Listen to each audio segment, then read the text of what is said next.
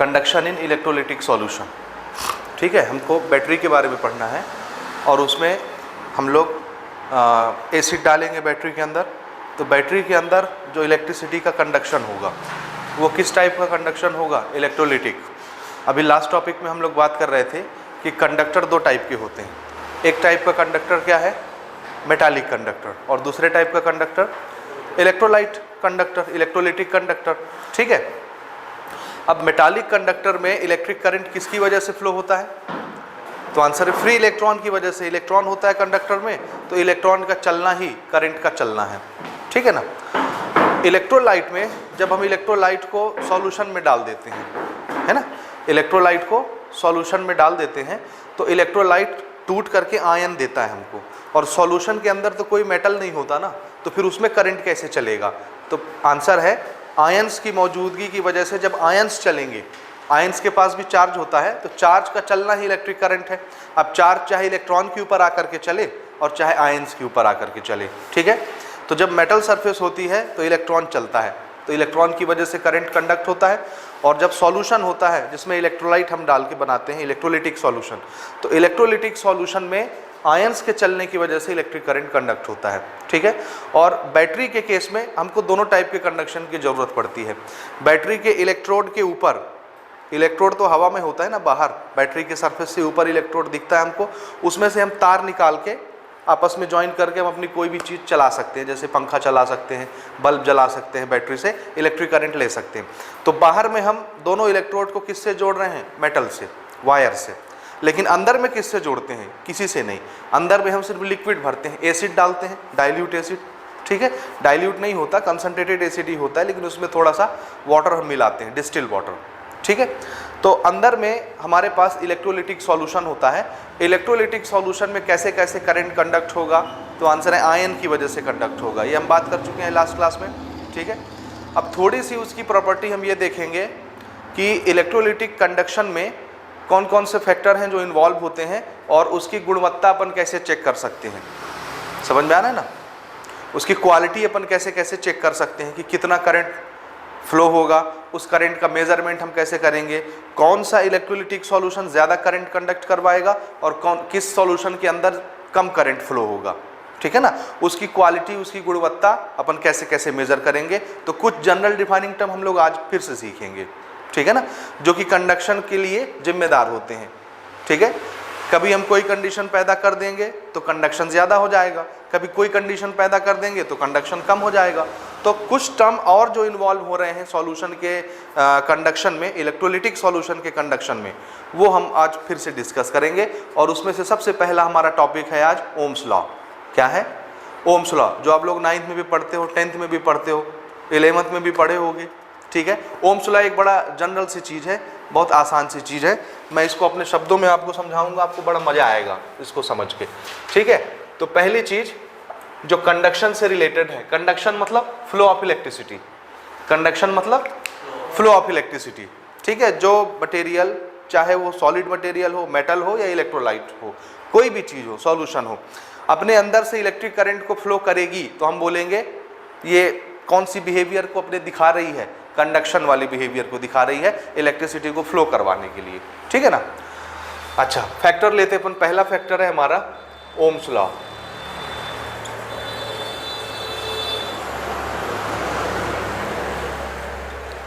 Ohm's law, ओम scientist का नाम है ना। ये चीज़ फिजिक्स में फिर से आप पढ़ेंगे। अभी जब अपन रेसिस्टेंस का टॉपिक पढ़ेंगे करंट इलेक्ट्रिसिटी में, तो वहाँ पर ये सारी चीज़ें डिटेल से आएंगी। ठीक है, तो फिजिक्स में तो और ज़्यादा मज़ा आता है ये सारी चीज़ें पढ़ने में। अभी सिर्फ हम बैटरी के हिसाब से थोड़ा थोड़ा ब्रीफ इसका इंट्रोडक्शन ले रहे हैं। ठीक है, चलिए, ओम्स लॉ क्या चीज़ है, किसके बारे में बताता है? आप लोग पढ़ चुके हैं ना ओम्स लॉ। क्या चीज़ है ओम्स लॉ?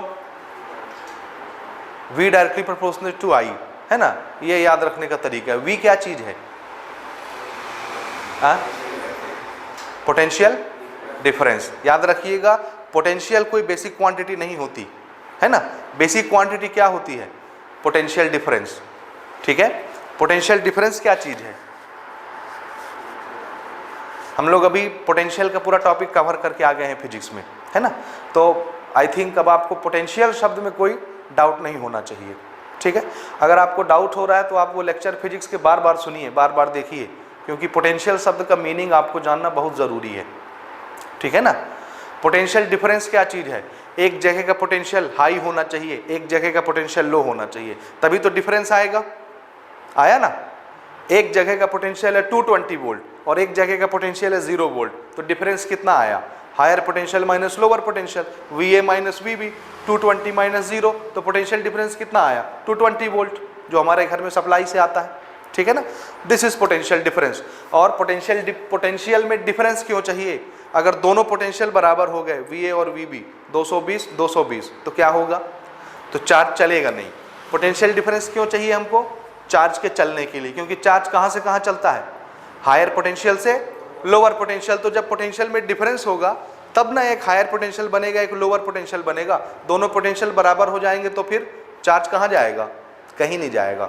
तो चार्ज को चलना है, यानी करंट को चलना है। चार्ज का चलना ही क्या होता है? इलेक्ट्रिक करंट का चलना। तो अगर करंट फ्लो करवाना है तो पोटेंशियल में डिफरेंस चाहिए, एक पोटेंशियल हायर होना चाहिए और एक जगह का पोटेंशियल कम होना चाहिए। पोटेंशियल डिफरेंस समझ में आ रहा है? इसके लिए आप पोटेंशियल का लेक्चर सुनिए, हम यहाँ पोटेंशियल डिस्कस करने नहीं बैठे हैं, ठीक है ना। ठीक है, सो जितना ज़्यादा पोटेंशियल में डिफरेंस होगा, ठीक है, उतना ज़्यादा करंट फ्लो होगा। ये बताता है ओम्स लॉ। क्या बताता है ओम्स लॉ? कि पोटेंशियल में जितना ज़्यादा डिफरेंस आप पैदा करेंगे, करंट उतना ज़्यादा पैदा होगा, उतना ज़्यादा फ्लो होगा, ठीक है ना। इसलिए, क्यों इसलिए? देखिए, अगर मैं बोलता हूँ कि ये लेवल है, दोनों बराबर है, एक बॉल मुझे लुढ़कानी है यहाँ से यहाँ, ये A है, ये B है, मैं A के ऊपर एक बॉल रखता हूँ और उसे B तक जाना है। अगर ये दोनों ग्राउंड के लेवल बराबर हैं तो ये बॉल यहाँ से यहाँ आ जाएगा क्या? नहीं आएगा। एक का लेवल क्या होना चाहिए? हाई, ठीक है, और एक का लेवल कम होना चाहिए। अभी ये बॉल हम यहाँ रखेंगे, ये ढलान देखिए, ये ढलान कैसी है, दिख रही? ये ढलान। अब हम यहाँ बॉल रखेंगे तो बॉल ऐसे आ जाएगी, ठीक है, ये दिखा? इतना गैप है सिर्फ, कितना गैप? इतना, बॉल आ जाएगी लुढ़क के, A से B तक जाना है, इतना गैप है, ये ऐसे इतनी ढलान दिख रही है, आ जाएगा। अच्छा, अब अगर मैं इस गैप को इतना ज़्यादा कर दूं तो ढलान कैसा हो गया? स्लोप देखिए इसका, समझ रहे हैं? स्लोप ग्राफ अगर आप बनवाऊं मैं तो कैसे बनाएंगे? इन दोनों को ज्वाइन करेंगे एक लकीर से ऐसे, तो ये स्लोप बन जाएगा। इसकी ढलान देखिए, घिसल पट्टी है ना। तो अगर ये गैप कम है तो ढलान कैसी है, स्लोप कैसा है? यहाँ देखिए, अगर मैं बोलता हूँ कि ये एक लेवल है और ये दूसरा लेवल है, एक बॉल अगर मैं यहाँ रखूँ तो ये बॉल यहाँ चला जाएगा क्या, अगर दोनों लेवल बराबर हैं? या यहाँ पर मैं पानी रखूँ तो पानी यहाँ से यहाँ चला जाएगा क्या? पानी कहाँ से कहाँ जाता है? ऊंचे वाली जगह से नीचे जगह की तरफ फ्लो होता है, ठीक है ना। और इनके बीच में अगर मैं गैप पैदा कर दूं, जैसे A ये हो गया और B ये हो गया, ठीक है, this is A, this is B, so this is slope. दिख रहा है ढलान? ठीक है, तो अगर एक बॉल मैं यहाँ पर रखूंगा तो ये बॉल यहाँ से लुढ़क के आ जाएगा, आएगा।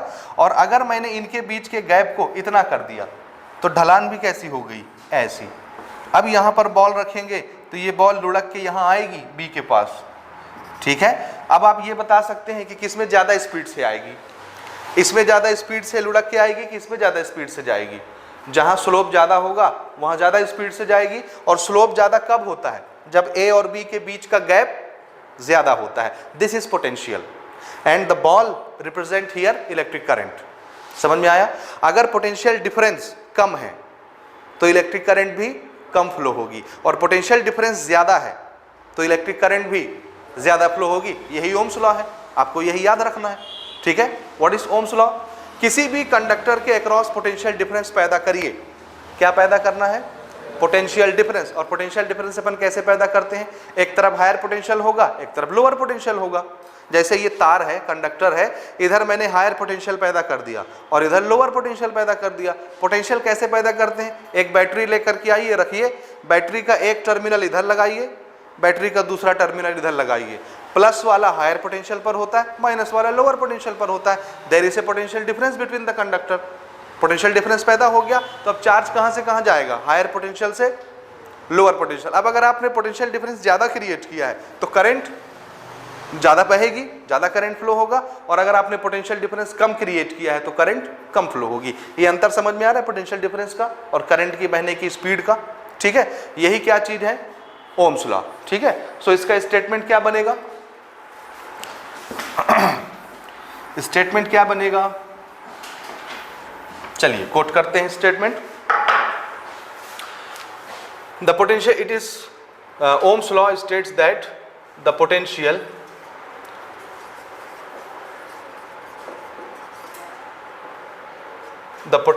डिफरेंस,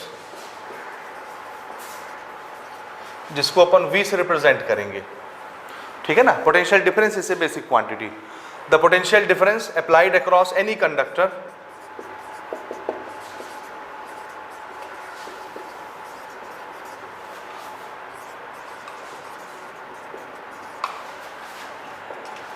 is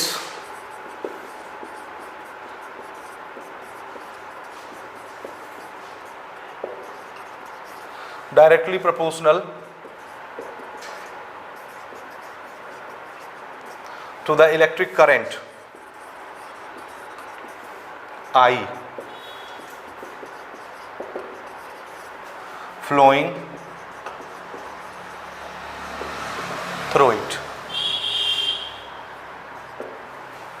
ठीक है। समझ में आया स्टेटमेंट? बोलिए बोलिए, आ रहा है समझ में?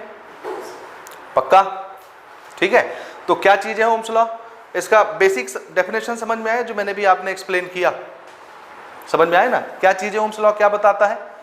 पोटेंशियल डिफरेंस जितना ज्यादा आप क्रिएट करेंगे करंट उतनी ज्यादा बहेगी। तो पोटेंशियल डिफरेंस और करंट क्या हो गए, एक दूसरे पर प्रोपोर्शनेट हो गए। अगर आपने पोटेंशियल डिफरेंस ज्यादा कर दिया तो करंट भी ज्यादा, और पोटेंशियल डिफरेंस कम कर दिया तो करंट भी कम, तो दोनों एक दूसरे पर क्या हो गए, डायरेक्टली प्रोपोर्शनेट हो गए। उसी को हमने लिख दिया, लेकिन उसका मीनिंग क्लियर हुआ आपके दिमाग में, ठीक है। अब मैथमेटिकली इसको अपन कैसे लिखते हैं, this is the potential difference VA minus VB, जिसको मैं सिर्फ V लिख रहा हूं। It is directly proportionate to electric current I। Electric current को अपन I से रिप्रेजेंट कर रहे हैं और पोटेंशियल डिफरेंस को V से रिप्रेजेंट कर रहे हैं। This is mathematically,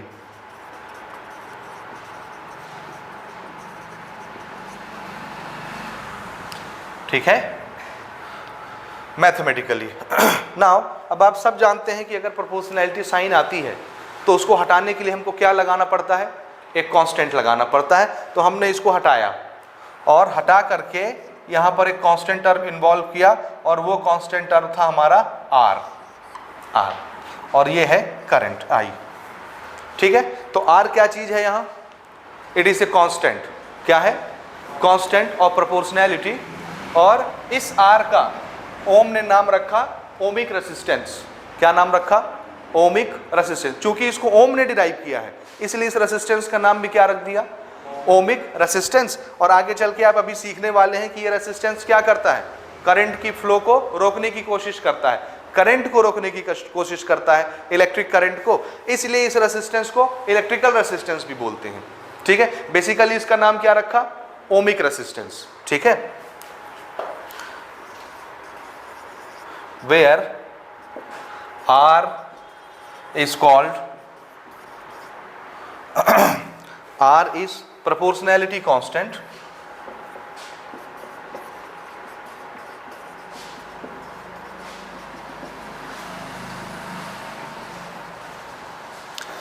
called resistance, ठीक है। शुद्ध नाम इसका अपन यूज करेंगे रेसिस्टेंस, ठीक बात, समझ गए।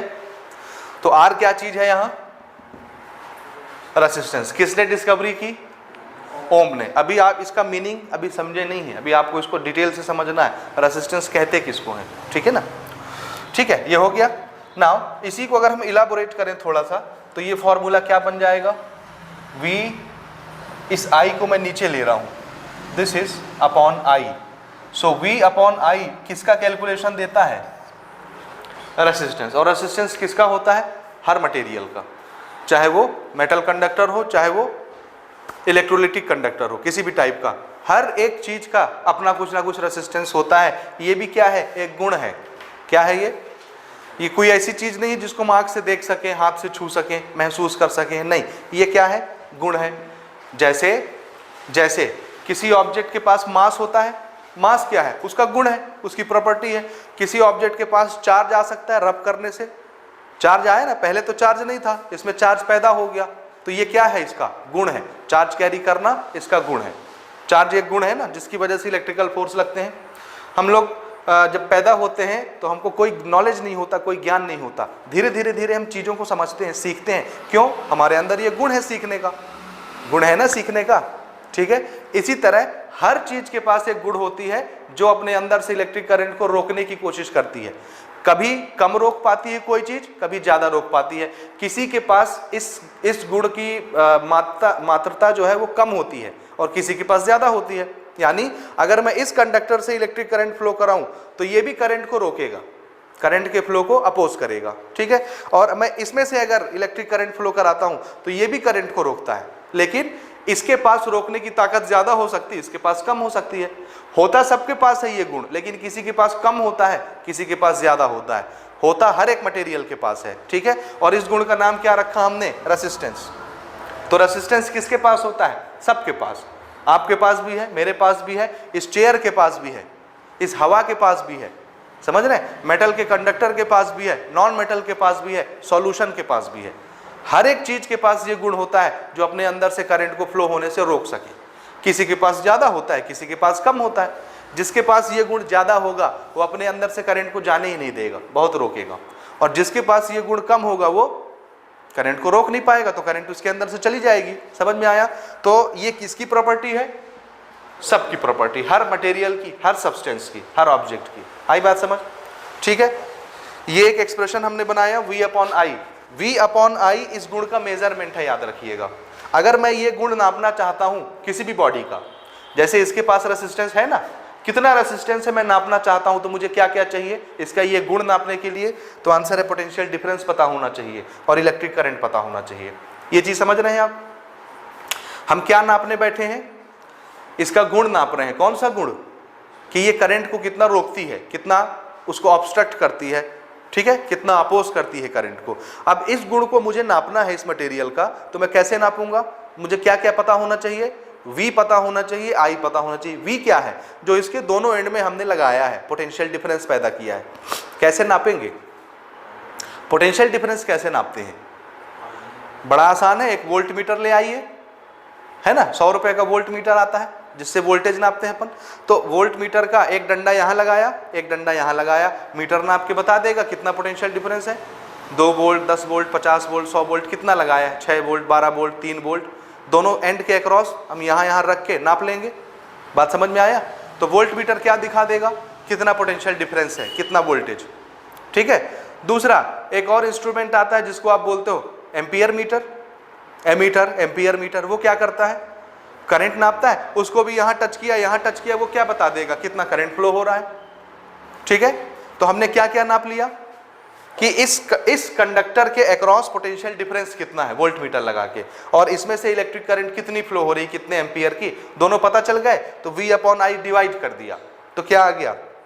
रेसिस्टेंस। जैसे मैंने वोल्ट मीटर लगाया और वोल्ट मीटर लगाने से वोल्ट मीटर ने मुझे दिखाया इसके अक्रॉस पोटेंशियल डिफरेंस है 12 वोल्ट। कितना है?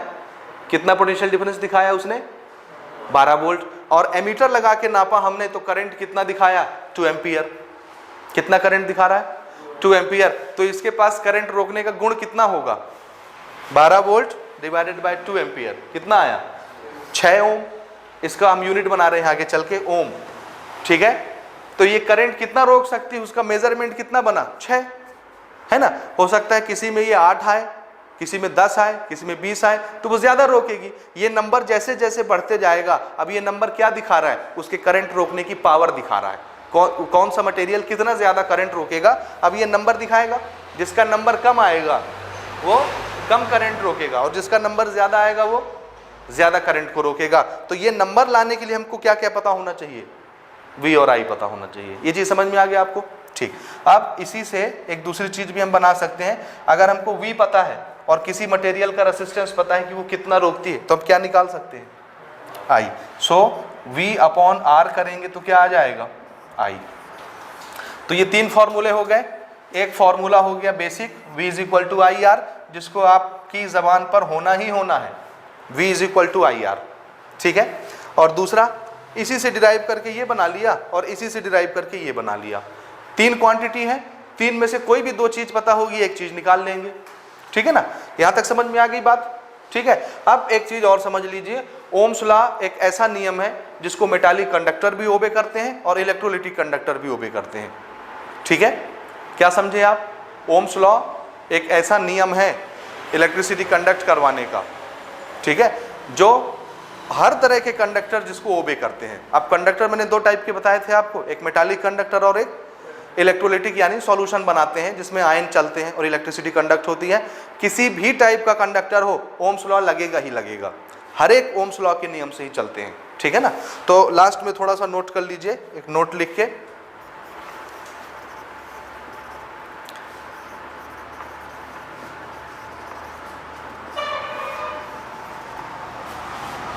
Ohm's law is obeyed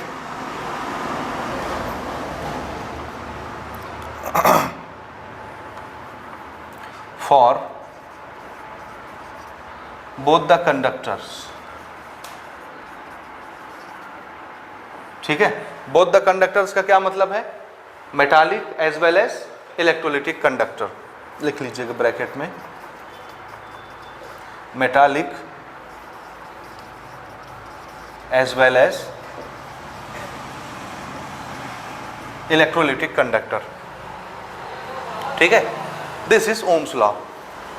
तो समझ गए ओम्स लॉ क्या बताता है? पोटेंशियल डिफरेंस और इलेक्ट्रिक करंट में रिलेशन बताता है। What is given by Ohm's law? तो answer, it relates potential difference and electric current of a conductor.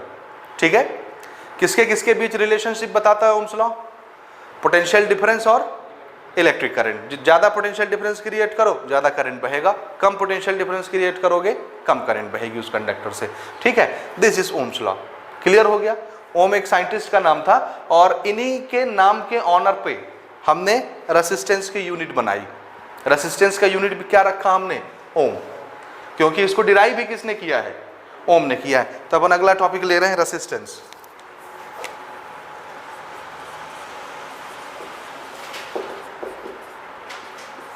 और रेसिस्टेंस के लिए हमने एक यूनिवर्सल सिंबल दिया आर, ये नहीं बदलेगा। कैपिटल आर हमेशा अपन किसके लिए यूज करेंगे? रेसिस्टेंस के लिए, चाहे आप केमिस्ट्री पढ़ रहे हो तो भी और चाहे आप फिजिक्स पढ़ रहे हो तो भी, ये साइन नहीं बदलता। हर जगह आर का मतलब क्या होगा? रेसिस्टेंस ही होगा। ठीक है, अभी हम डिस्कस कर रहे थे कि रेसिस्टेंस किसका होता है। बोलिए, रेसिस्टेंस किसका होता है? हर सब्सटेंस का। आप हो, मैं हूं, दुनिया की कोई भी चीज हो, हर एक के पास ये गुण होता है। तो ये किसका प्रॉपर्टी है? मटेरियल का। चाहे वो मटेरियल कुछ भी हो, लिक्विड स्टेट में हो, सॉलिड में हो, गैस में हो, मेटल हो, नॉन मेटल हो, सॉल्यूशन हो, कोई भी हो ना, कोई भी, हर एक के पास ये प्रॉपर्टी होती है। तो ये क्या है? Inherent property of substance. जिससे करता क्या है? ये क्या करता है? करंट को अपोज करता है। इस गुण का काम क्या है? करंट के फ्लो को अपोज करना, करंट को बहने नहीं देना, उसको रोकना। करंट बहुत तेज से जाना चाहता है ना किसी मटेरियल से, तो मटेरियल क्या चाहता है कि नहीं, मैं इसकी स्पीड को कम कर दूं। तो स्पीड के कम करने वाला गुण क्या होता है? रेसिस्टेंस कहलाता है। ठीक है, सो इसको अपन कैसे डिफाइन करेंगे? इट इज इनहेरेंट प्रॉपर्टी भी आप लिख सकते हैं। इनहेरेंट मतलब इनहेरेंट जो खुद से होता है, हम नहीं पैदा करते। मैं इसके अंदर रेसिस्टेंस पैदा नहीं कर सकता। आई बात समझ? क्योंकि रेसिस्टेंस इसके अंदर किसने दिया है? ईश्वर ने दिया है, नेचर ने दिया है। तो ये इनहेरेंट प्रॉपर्टी होती है हर मटेरियल की, हम नहीं दे सकते, है ना। हाँ, ये अलग चीज़ है कि हम अपने लैब में हम चाहें तो किसी चीज़ का रेसिस्टेंस बढ़ा दें, किसी का रेसिस्टेंस कम कर दें, जुगाड़ लगा के। लेकिन एक्चुअल में बाय नेचर, बाय डिफॉल्ट इसके पास अपना खुद का कुछ ना कुछ रेसिस्टेंस होगा। ठीक है, तो रेसिस्टेंस किसने दिया? नेचर ने दिया, ईश्वर ने दिया, हम नहीं देते। तो हर मटेरियल के पास ये इनहेरेंट प्रॉपर्टी होती है, ये होती ही है, हम नहीं पैदा करते। ठीक है ना। So it is the property of a substance, या इनहेरेंट प्रॉपर्टी लिख लीजिए। It is a property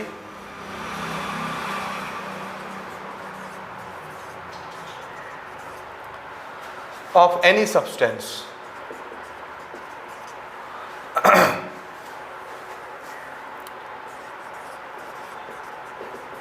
by which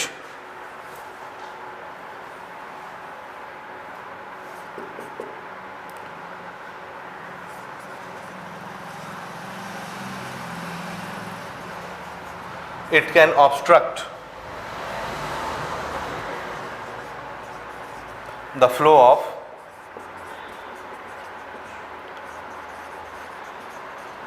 electric current through it. It is a property. याद रखिएगा रेसिस्टेंस क्या चीज है? कैरेक्टरिस्टिक या प्रॉपर्टी, गुण होता है ना, और गुण के लिए हम दो नाम यूज कर सकते हैं, प्रॉपर्टी भी और कैरेक्टरिस्टिक भी। किसका गुण होता है? किसी भी सब्सटेंस का। सब्सटेंस लिखने में सब कुछ आ गया ना, सब कुछ आ गया सब्सटेंस में। तो हर सब्सटेंस का ये गुण होता है, प्रॉपर्टी होती है, जिससे ये करता क्या है? करता क्या है? Due to which it can obstruct या अपोज। अगर आप ऑब्स्ट्रक्ट नहीं लिखना चाहते तो क्या लिख लीजिए? अपोज। किसको अपोज करता है? फ्लो ऑफ इलेक्ट्रिक करंट को, जो उसके अंदर से बह रही है। ठीक है ना, समझ में आ गई बात? ठीक है, ये चीज क्लियर है। और रेजिस्टेंस नापने के लिए हमको क्या चाहिए? क्या क्या चाहिए? V चाहिए और I चाहिए। एक तरीका ये हो गया रेजिस्टेंस नापने का, जो ओम ने बताया, V और I से। और मान लीजिए हमारे पास वोल्ट मीटर नहीं है, एमीटर नहीं है, तो क्या हम किसी कंडक्टर का रेजिस्टेंस नहीं नाप सकते? तो आंसर है नाप सकते हैं। ये अब मैं आपको दूसरे तरीके की तरफ ले चल रहा हूँ। एक तरीका मैंने बताया कैसे नापते हैं रेजिस्टेंस, वोल्ट मीटर लगा के, एमीटर लगा के। ये दोनों का नंबर हमने निकाल लिया, काउंट कर लिया, इसको कैलकुलेट किया और दोनों डिवाइड करेंगे तो क्या आ जाएगा? उस मटेरियल का रेजिस्टेंस आ जाएगा, उसकी प्रॉपर्टी नप जाएगी कितनी है इसके पास। ठीक है, और हमारे पास वोल्ट मीटर नहीं है, एमीटर नहीं है, तो फिर कैसे नापेंगे? तो इसको नापने का हमने दूसरा तरीका बनाया। कैसे नापते हैं अब इसको सुनिए। अब देखिए, इसको नापने के लिए हम उसके गुण के ऊपर आते हैं। अब ये देखेंगे कि किसी भी कंडक्टर का रेजिस्टेंस, ये वाली प्रॉपर्टी जो करंट रोकती है, ये किस पर डिपेंड करती है। ठीक है ना, तो अब हमने इसको ऑब्जर्वेशन करके, आकलन करके ये नियम बनाए हैं। ठीक है, और हमने देखा कि ये रेजिस्टेंस की प्रॉपर्टी किस किस पर डिपेंड करती है। ठीक है, अच्छा, इसको समझने से पहले एक चीज़ आप मुझे बताइए, अगर इस मटेरियल का रेजिस्टेंस ज़्यादा है तो ये अपने अंदर से करंट को ज़्यादा फ्लो करने देगा या कम फ्लो करवाएगा? अगर इसका रेजिस्टेंस ज़्यादा है तो इसमें से करंट ज़्यादा बहेगी कि कम बहेगी? कम बहेगी। और अगर इसका रेजिस्टेंस कम है तो करंट ज़्यादा बहेगी। ठीक है ना, मतलब अगर मैं किसी कंडक्टर से करंट को फ्लो करवाऊं, ध्यान से सुनिए, अगर मैं एक कंडक्टर लूं और उसमें से करंट को फ्लो करवाऊं और मैंने ये चेक कर लिया कि करंट ज़्यादा फ्लो हो रही है, तो इसका क्या मतलब हुआ? इसका रेजिस्टेंस कम है। और अगर इसमें से करंट कम हुई, इसकी करंट कम हो गई, कम फ्लो हो रही है, तो इसका रेजिस्टेंस कैसा होगा?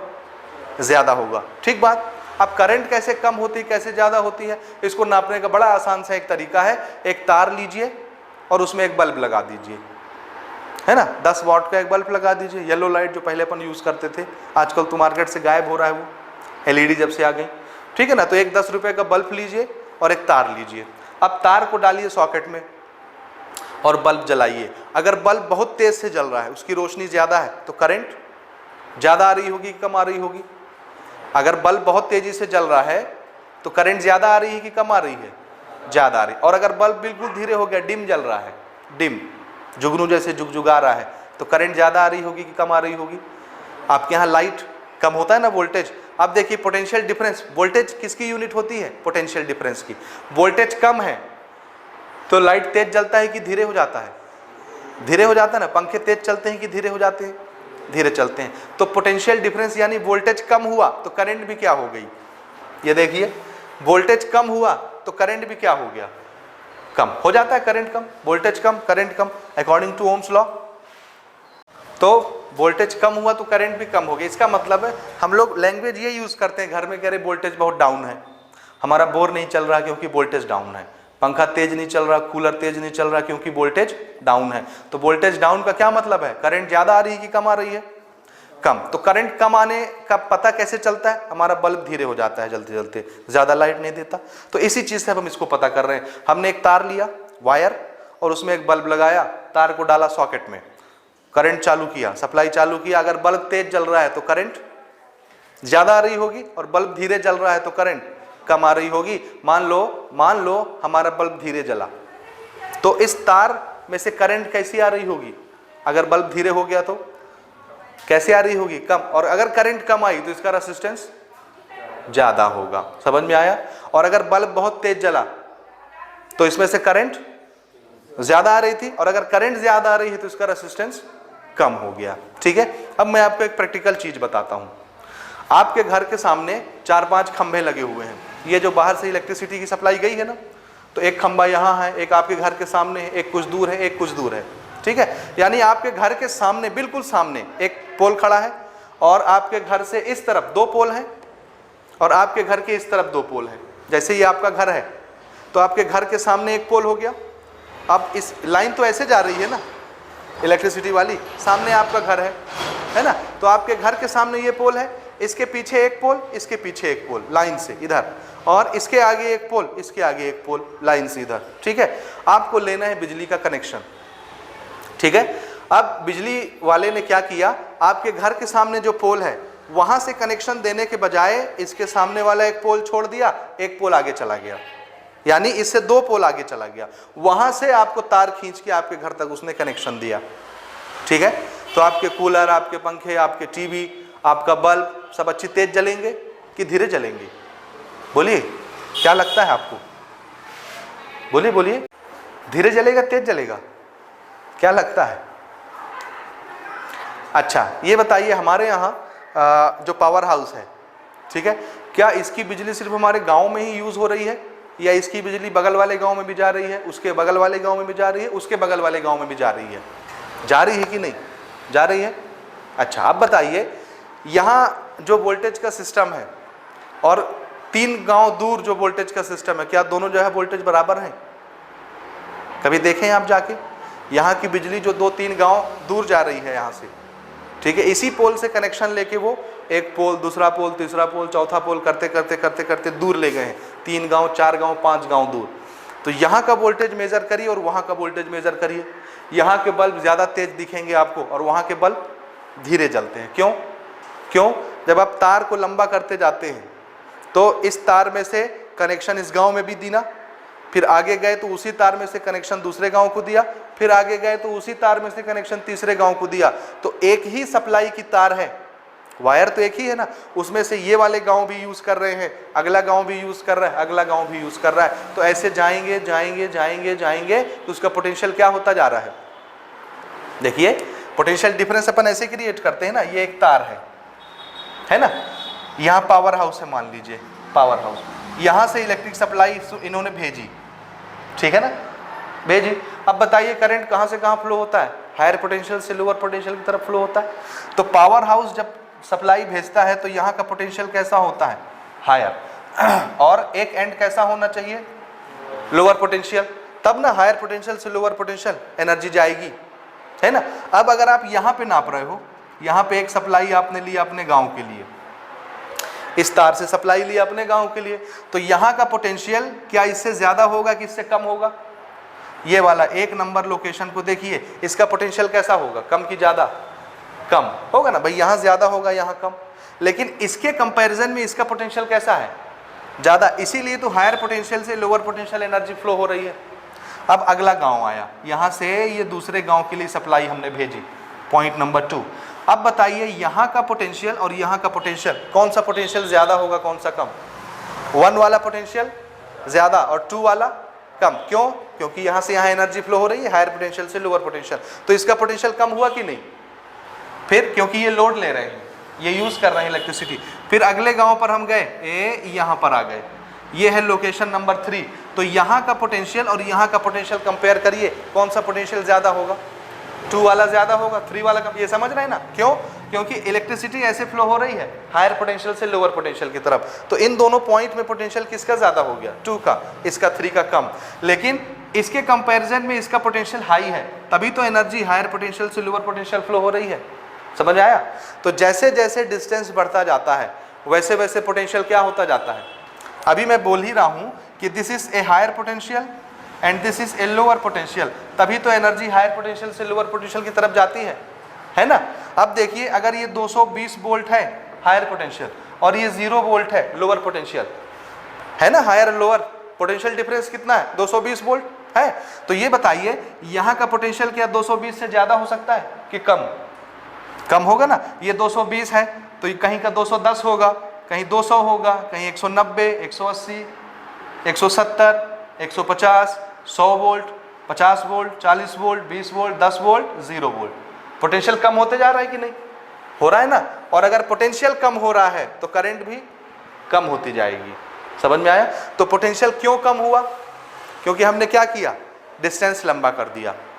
ठीक है। और यही चीज होता है जब हम दूर वाले पोल से अपने यहाँ कनेक्शन लेते हैं तो तार इतना लंबा हो जाता है कि वहां से चल करके आने वाला करंट आते आते आते क्या होता है? स्लो हो जाता है। तार जितना लंबा होगा उतना करंट क्या हो जाएगा?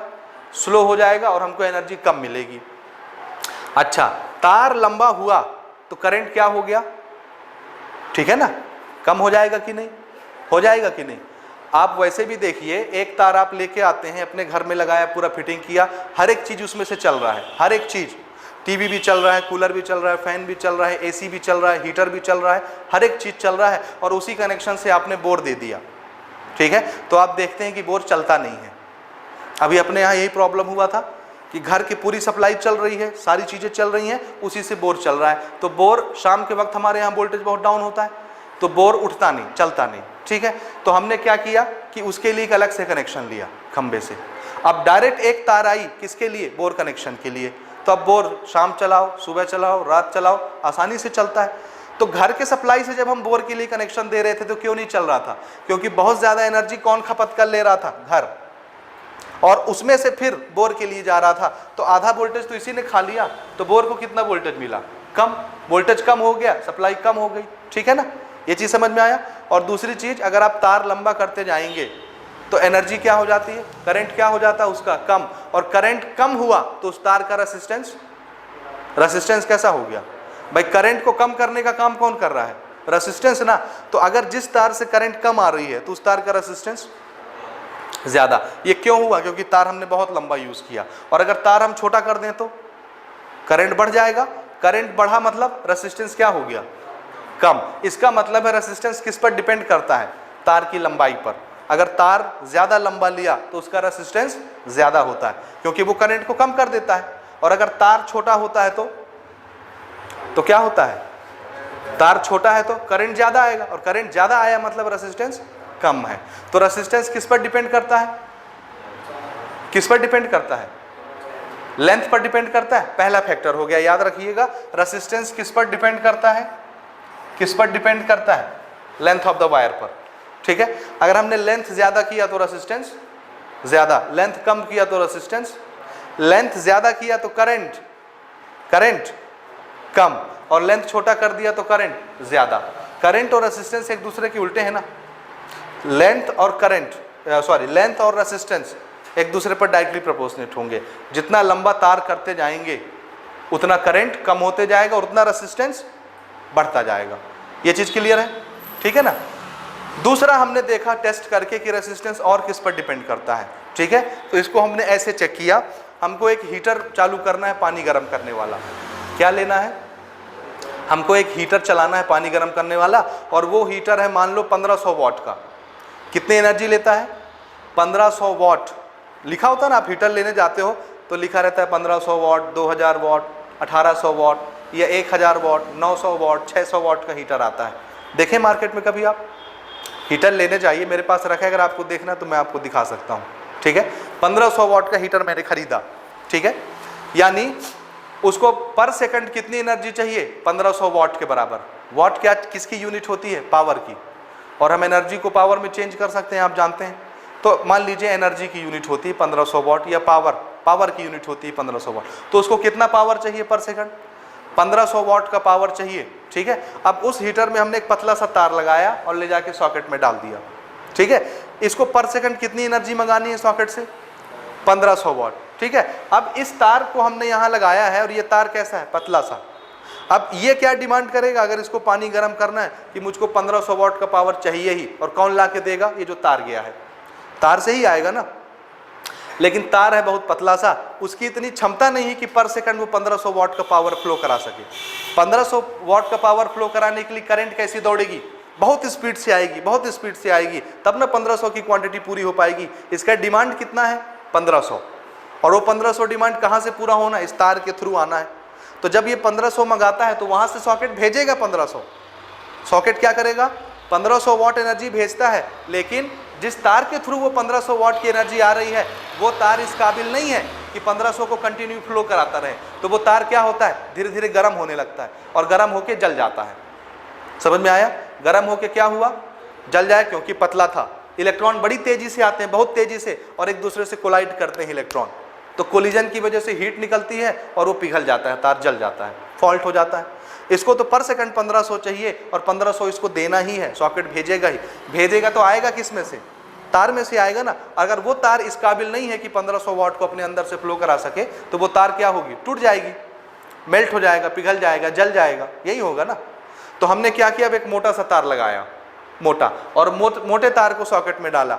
अब मोटा तार क्या कर सकता है, अपने अंदर से 1500 के बजाय 2500 तक एनर्जी भेज सकता है, क्योंकि उसका क्रॉस सेक्शन बड़ा है, एरिया बड़ा है, ज़्यादा मोटा है। ज़्यादा मोटा है तो एक बार में ज़्यादा इलेक्ट्रॉन फ्लो हो सकते हैं, तो एक दूसरे से टकराएंगे नहीं। और अगर एरिया कम होगा तो एरिया, अगर हमने यहाँ पर एक गेट लगाया, क्रॉस सेक्शन लगाया, ऐसे गेट, इस गेट में से 1500 एनर्जी पार होनी, 1500 इलेक्ट्रॉन पार होने हैं, और छेद बिल्कुल छोटा सा है, इतना बड़ा एरिया है, तो इसमें से 1500 इलेक्ट्रॉन चले जाएंगे, चले जाएंगे, क्योंकि इधर सामने वाली पार्टी मंगा रही है, 1500 ही चाहिए उसको, तो इलेक्ट्रॉन इसी में से आएंगे, क्योंकि इसका एरिया इतना है, ठीक है।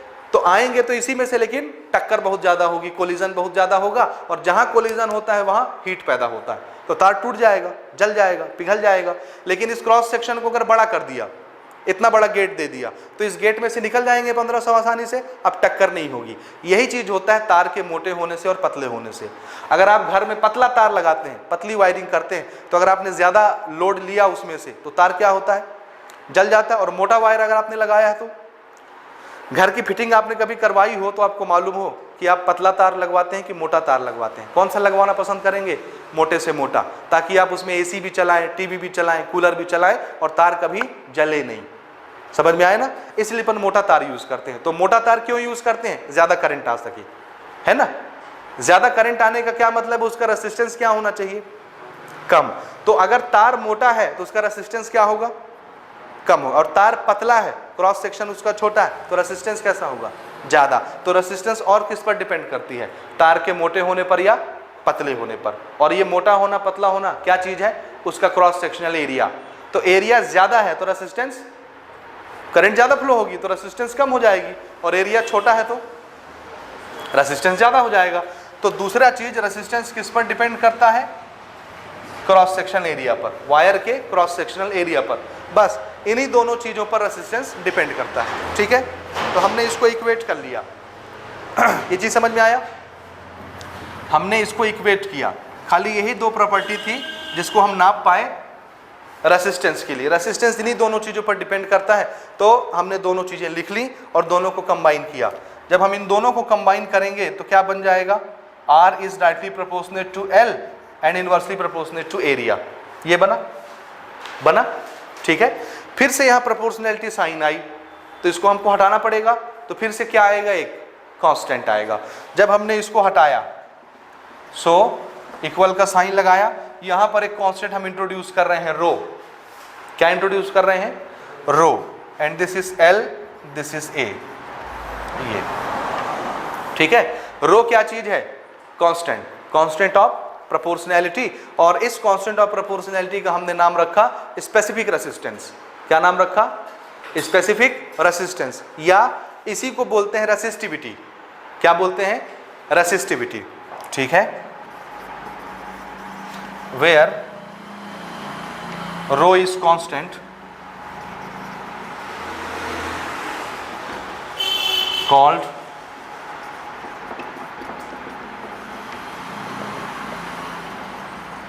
specific resistance और रेसिस्टिविटी। सिंपल, ठीक है। रो क्या चीज है, रेसिस्टिविटी है, ठीक है। तो रो का नाम क्या रखा, रेसिस्टिविटी। और रेसिस्टिविटी किसके बराबर होगी, देखिए, resistivity rho is equal to, rho एक तरफ रखिए, बाकी सब इधर भेजिए, तो A इसके साथ मल्टीप्लाई हो जाएगा और L इसके नीचे आ जाएगा डिवाइड होके, ठीक है। सो रेसिस्टिविटी किसके बराबर हुई? R A divided by L, R A by L, this is resistivity. समझ आ रहा है? अब रेसिस्टिविटी होती क्या है? ठीक है, रेसिस्टिविटी हम डिफाइन कर रहे हैं, इसी का नाम स्पेसिफिक रेसिस्टेंस है और इसी का नाम रेसिस्टिविटी है, तो दोनों में से कोई भी नाम हम यूज करेंगे मतलब एक ही होगा दोनों का। ठीक है, अब रेसिस्टिविटी है क्या, होती क्या चीज है? ठीक है, ये देखिए, तो रेसिस्टिविटी कुछ नहीं है, रेसिस्टेंस ही है ना। अगर मैं इस रो को डिफाइन करना चाहता हूं तो क्या करूं? एल को कितना कर दूं? 1, ए को कितना कर दूं? 1, तो फिर रो किसके बराबर हो गया? आर। तो जितना आर होगा वही क्या कहलाएगा? उस कंडक्टर का रेसिस्टिविटी कहलाएगा। अब एल क्या चीज है? Length of the conductor. A क्या चीज है? मोटाई उसका, ये एरिया ऑफ क्रॉस सेक्शन है ना। तो अगर हमने लेंथ कितना कर दिया? 1 metre, area of cross section कितना ले लिया? 1 मीटर स्क्वायर, 1 मीटर स्क्वायर। तो उस समय उसमें जितना रेसिस्टेंस होगा वही उसकी क्या कहलाएगी? रेसिस्टिविटी कहलाएगी। ध्यान से समझिएगा इस चीज को, बहुत बारीक चीज मैं आपको बता रहा हूं। ठीक है, तार कितना लंबा लीजिए, कितना लंबा लीजिए, कितना लंबा? 1 मीटर। और क्रॉस सेक्शन कितना होना चाहिए उस तार का? ठीक है, आपको 1 मीटर नहीं लेना है तो 1 सेंटीमीटर लीजिए, 1 लेना है, 1 होना चाहिए, मीटर लो चाहे सेंटीमीटर लो, 1 सेंटीमीटर ले लो, 1 मीटर ले लो, और क्रॉस सेक्शन भी कितना लेना है? 1 मीटर स्क्वायर या 1 सेंटीमीटर स्क्वायर। ठीक है, तो आपने एल भी 1 कर दिया, ए भी 1 कर दिया, तो फिर रो किसके बराबर हो गया? आर। ठीक है, देखिए ये क्या चीज है और इसकी जरूरत कहां पड़ती है? रेसिस्टिविटी की। ठीक है, और हमको कैसा मटेरियल चाहिए? ठीक है, ठीक है, मान लो किसी जगह हम करंट को रोकना चाहते हैं, हम चाहते हैं कि यहां से ज्यादा करंट नहीं आना चाहिए। क्या समझे? मैंने एक ऐसा सर्किट यूज करना है जिसमें करंट की सप्लाई कैसी चाहिए? कैसी चाहिए? कम, क्योंकि ज्यादा करंट आएगा तो मेरा सर्किट उड़ जाएगा, खराब हो जाएगा। तो करंट कैसा चाहिए मेरे सर्किट में? कम। तो मुझे यहाँ कैसा तार लगाना चाहिए जिसका रेसिस्टेंस ज्यादा हो या जिसका रेसिस्टेंस कम हो? बोलिए बोलिए, ऐसे नहीं देखिए। मुझे एक सर्किट ऑपरेट करना है जिसमें मैं कम करंट चाहता हूं, कम करंट में चलने वाला सर्किट है, तो उसमें जिस तार से करंट आना है उसमें मैं कौन सा तार लगाऊं जिसमें से ज्यादा करंट आए कि जिसमें से कम करंट आए?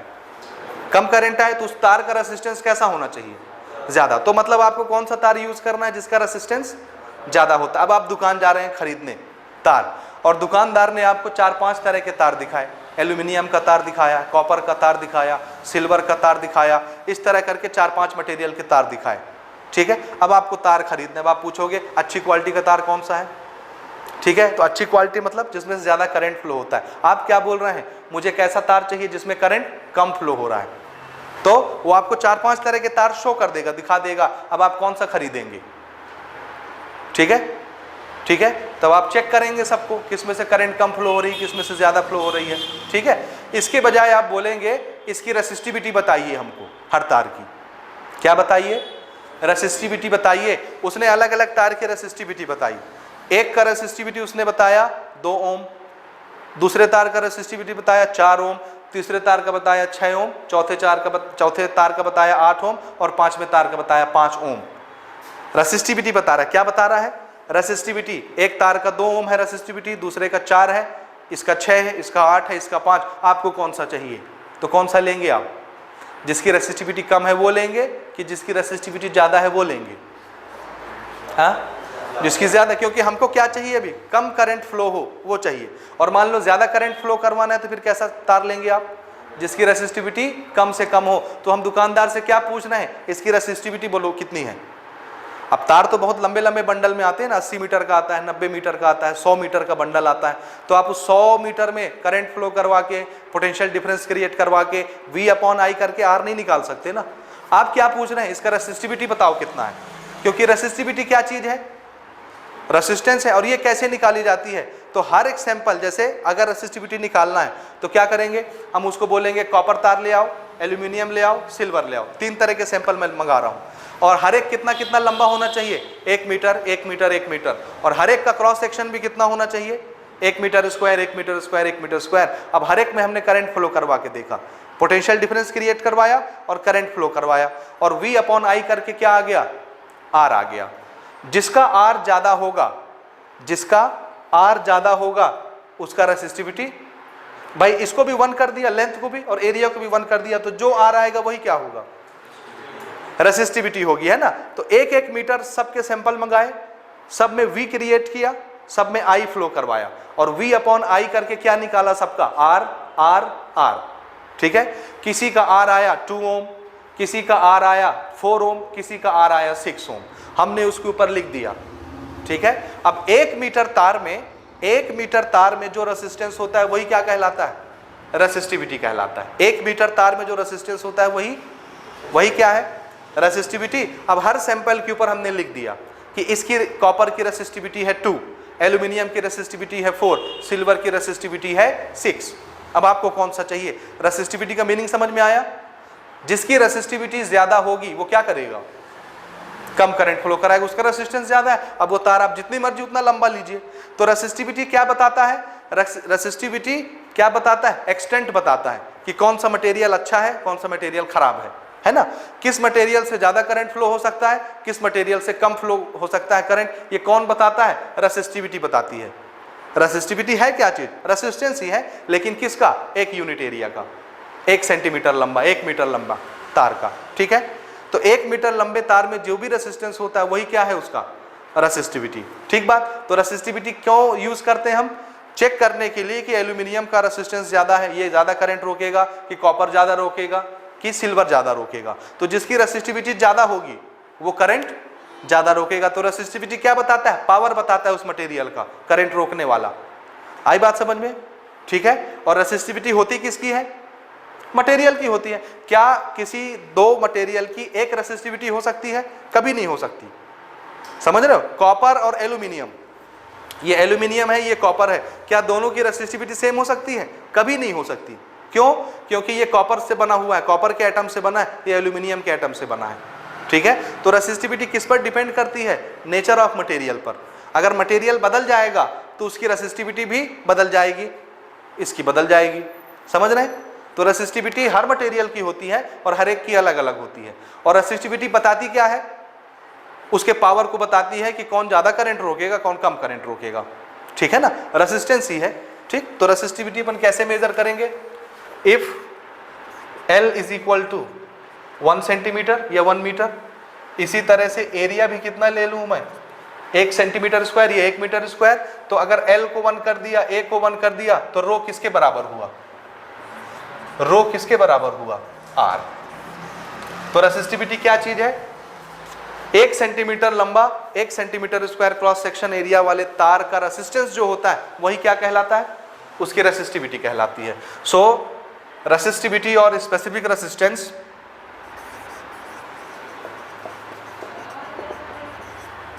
resistivity is defined as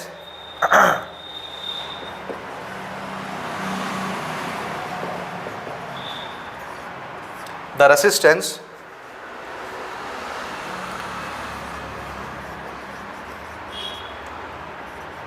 offered by the conductor of 1 centimetre, 1 centimetre को आप मीटर भी लिख सकते हैं ना, 1 यूनिट लेंथ कंडक्टर। देखिए, it is the resistance offered bye conductor. Conductor में दोनों आ जाएंगे, मेटालिक कंडक्टर और इलेक्ट्रोलिटिक। सॉल्यूशन वाला भी आ गया और मेटालिक भी आ गया, इसलिए मैं कंडक्टर शब्द यूज कर रहा हूं ताकि दोनों में से कोई बुरा नहीं माने। ठीक है ना।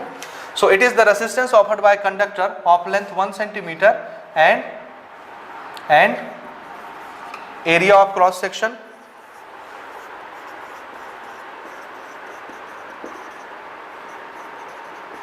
1 सेंटीमीटर स्क्वायर और मीटर स्क्वायर, कुछ भी। ठीक है, समझ रहे हैं। तो रेसिस्टिविटी क्या चीज है, आंसर है रेसिस्टेंस ही है। जो कौन ऑफर कर रहा है, वो कंडक्टर जिसका लेंथ कितना है 1 और जिसका एरिया कितना है 1। ठीक है, समझ रहे हैं कि नहीं समझे। यानी 1 मीटर लंबा तार, 1 centimetre square cross section area वाला या 1 metre square cross section area वाला। ठीक है, 1 मीटर ले लो, 1 मीटर लंबा तार जितना रेसिस्टेंस ऑफर करता है करंट के रास्ते में, वही क्या कहलाती है, उस मटेरियल की रेसिस्टिविटी कहलाती है। ये क्लियर हुआ यहाँ तक, रेसिस्टिविटी किसको बोलते हैं। अच्छा, अब अपन आते हैं इसके यूनिट के बारे में। अच्छा, एक छोटी सी चीज और समझिए, एक छोटी सी चीज और देखिए, क्रॉस सेक्शन कितना ले रहा हूं मैं, 1 मीटर स्क्वायर या 1 सेंटीमीटर स्क्वायर कुछ भी, और एरिया कितना ले रहा हूं, लेंथ कितना ले रहा हूं 1। ठीक है, अब देखिएगा ना, ये कितना है 1 सेंटीमीटर स्क्वायर, और ये कितना है 1, है ना। सेंटीमीटर स्क्वायर किसकी यूनिट होती है, एरिया की। एरिया किससे बनता है, length multiplied by length. 2 length के डायमेंशन मिलते हैं तो मीटर स्क्वायर हो जाता है, और एक लेंथ और आ गया तो मीटर हुआ। तो टोटल कितने हो गए, 3 हो गए। तो क्या बना, ये मीटर स्क्वायर है, ये मीटर है, तो क्या हो गया मीटर क्यूब। और मीटर क्यूब किसकी यूनिट होती है, वॉल्यूम की। ठीक है, अब अगर मैं एक ऐसा डब्बा लाऊं जो 1 मीटर लंबा हो, 1 मीटर चौड़ा हो और 1 मीटर ऊंचा हो, या 1 सेंटीमीटर लंबा हो, 1 सेंटीमीटर चौड़ा हो, 1 सेंटीमीटर ऊंचा हो, जैसे क्यूबॉइड, समझिएगा, क्यूबॉइड या क्यूब ले लो, क्यूब। क्यूब कितना ले रहा हूं मैं, 1 सेंटीमीटर लंबा, 1 सेंटीमीटर चौड़ा, 1 सेंटीमीटर ऊंचा, यानी हर एज कितना कितना है 1 1 1, और उसमें हमने सॉल्यूशन भर दिया। तो उस सॉल्यूशन का वॉल्यूम कितना हुआ, वॉल्यूम ऑफ क्यूब कितना हुआ। अगर एज लेंथ कितना है 1, चाहे सेंटीमीटर ले लो चाहे मीटर ले लो, तो वॉल्यूम कितना हुआ 1 मीटर क्यूब या 1 सेंटीमीटर क्यूब। तो जो पानी उसमें आप डालोगे उसका वॉल्यूम भी कितना हो जाएगा 1 मीटर क्यूब, है ना। अब उस क्यूब के ऊपर से 2 तार निकाले, क्या निकाल रहे हैं, 2 तार निकाल रहे हैं, और उसका रेसिस्टेंस हमको मेजर करना है। तो उसी का रेसिस्टेंस क्या कहलाएगा, 1 सेंटीमीटर क्यूब या 1 मीटर क्यूब का रेसिस्टेंस ही क्या कहलाता है, रेसिस्टिविटी। तो जो रेसिस्टेंस वो दिखाएगा, जो रेसिस्टेंस वो शो करेगा, वो क्या कहलाएगा उस सॉल्यूशन का, रेसिस्ट। तो सॉल्यूशन का रेसिस्टिविटी कैसे नापते हैं, समझ आया। सॉल्यूशन को किस में डालना है, 1 मीटर क्यूब के डब्बे में डाल दीजिए, तो सॉल्यूशन भी कितना हो गया 1 मीटर क्यूब। अब 1 मीटर क्यूब का सॉल्यूशन जितना रेसिस्टेंस पैदा करेगा करंट के रास्ते में, वही क्या कहलाएगा उस सॉल्यूशन का, रेसिस्टिविटी कहलाएगा। क्योंकि 1 मीटर क्यूब कैसे बनता है, 1 सेंटीमीटर स्क्वायर और 1 सेंटीमीटर से। ठीक है, तो इसी चीज को अपन ऐसे भी कोट कर सकते हैं, resistance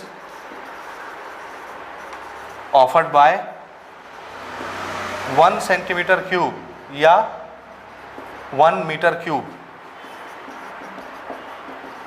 solution is called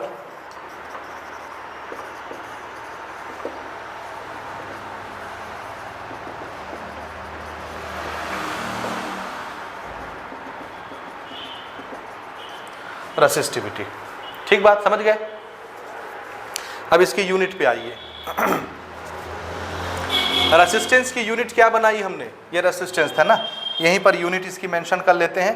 what is the unit of resistance, SI unit. तो इसके लिए यूनिट हम यूज करेंगे ओम। क्या यूज करेंगे रेसिस्टेंस की यूनिट, रेसिस्टेंस की यूनिट क्या है ओम, और इसका सिंबल अपन यूज कर रहे हैं ये उल्टी टोपी, सीधा टोपी रेसिस्टेंस का ओम। ठीक है, बन जाएगा, ये सिंबल बनाते, ये सिंबल का नाम क्या है ओम है। तो ये किसकी यूनिट हो गई, रेसिस्टेंस की। ठीक है, अच्छा यहां पर आइए, रेसिस्टिविटी की यूनिट देखिए कैसे निकलेगी। ठीक है, रेसिस्टिविटी की यूनिट कैसे निकलेगा, आर का यूनिट क्या बनाया ओम। एरिया की यूनिट क्या होती है, मीटर क्यूब या सेंटीमीटर क्यूब, सॉरी स्क्वायर, है ना, मीटर स्क्वायर ले लेता हूं। लेंथ की यूनिट मीटर, तो 1 मीटर कैंसिल हो गया, तो क्या बचा ओम मीटर, क्या बचा, और छोटा लेंथ ले रहे हैं तो ओम सेंटीमीटर, है ना। तो रेसिस्टिविटी की यूनिट होती है ओम मीटर या ओम सेंटीमीटर, ये ठीक बात। ठीक है, रेसिस्टिविटी की यूनिट क्या हो गई ओम मीटर या ओम सेंटीमीटर। ठीक है, और किसको बोलते हैं रेसिस्टिविटी, समझ में आया। एक यूनिट क्यूब, मीटर क्यूब या सेंटीमीटर क्यूब, एक यूनिट क्यूब कोई भी कंडक्टर जितना रेसिस्टेंस पैदा करेगा करंट के रास्ते में, वही क्या कहलाएगा उसका। तो अब आप ऐसा नहीं बोलेंगे कि 1 मीटर 1 सेंटीमीटर लंबा, 1 सेंटीमीटर स्क्वायर क्रॉस सेक्शन, क्योंकि इन दोनों को मिला करके क्या बनेगा लेंथ, लेंथ के डायमेंशन, ये भी लेंथ है ये भी लेंथ है, ये 2 लेंथ का डायमेंशन है, ये 1 लेंथ का डायमेंशन है, तो मिला देंगे तो क्या बन जाएगा 3 लेंथ का डायमेंशन, जो कि वॉल्यूम होता है।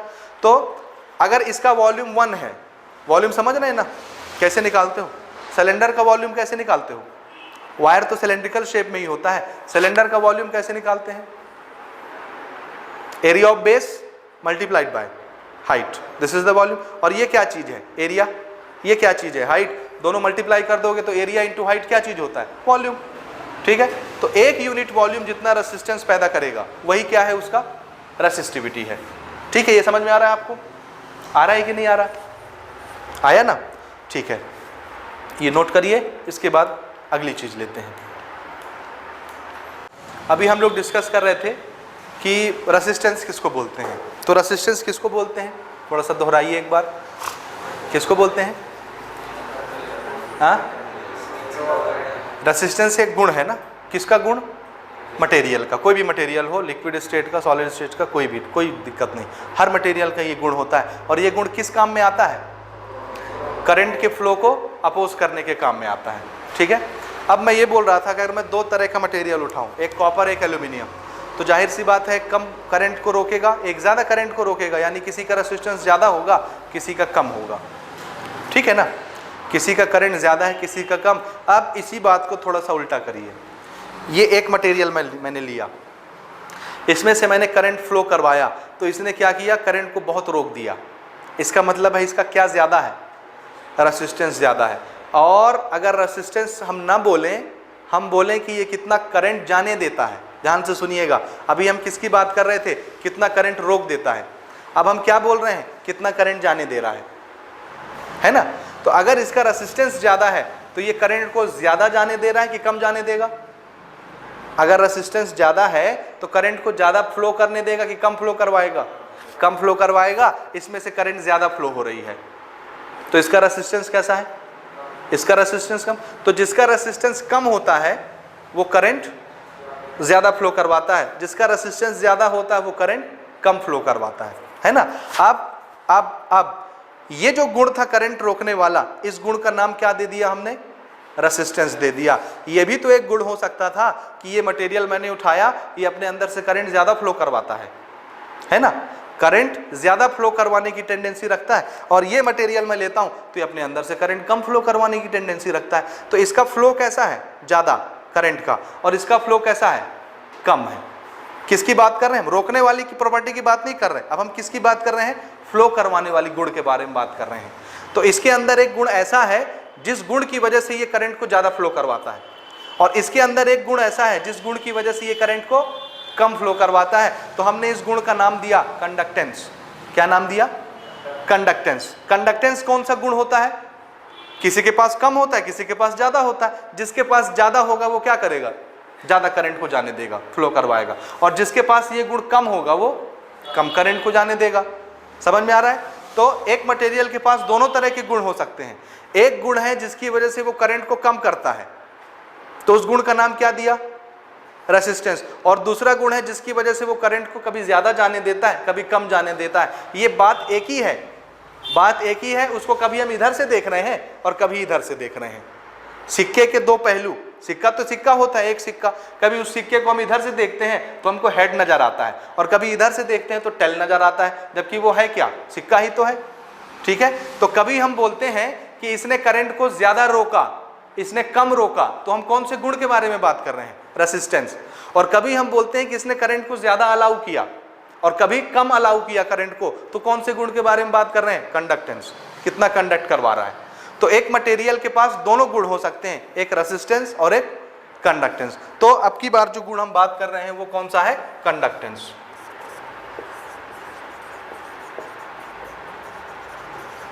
कंडक्टेंस। ठीक है, और कंडक्टेंस क्या चीज होगा? देखिए, अगर इसके पास करंट रोकने की ताकत ज्यादा है, रेसिस्टेंस ज्यादा है, तो इसका कंडक्टेंस कैसा होगा? कम। अरे भैया, इसके पास दोनों गुण हैं, करंट रोकने वाला भी, करंट फ्लो करवाने वाला भी। अगर रोकने वाला गुण ज्यादा हो गया तो कंडक्टेंस कैसा हो जाएगा? कम। और अगर रोकने वाला गुण कम हो गया, रेसिस्टेंस कम हो गया, तो कंडक्टेंस कैसा हो जाएगा? ज्यादा। तो कंडक्टेंस और रेसिस्टेंस एक दूसरे के क्या हो गए? रेसिप्रोकल। क्या हो गए? रेसिप्रोकल। अगर रेसिस्टेंस ज्यादा है किसी मटेरियल का तो कंडक्टेंस क्या हो जाएगा उसका? कम। कम। और अगर रेसिस्टेंस कम है इसका तो इसका, अरे भैया रेसिस्टेंस कम मतलब ये करंट को रोकने की ताकत कम है, तो क्या ज्यादा है? करंट फ्लो करवाने की ताकत ज्यादा है। अगर करंट रोकने की ताकत ज्यादा होगी तो क्या कम होगा? करंट को फ्लो करवाने की ताकत कम होगी। तो ये दोनों एक दूसरे के क्या हो गए? रेसिप्रोकल, ठीक है। So conductance it is reciprocal of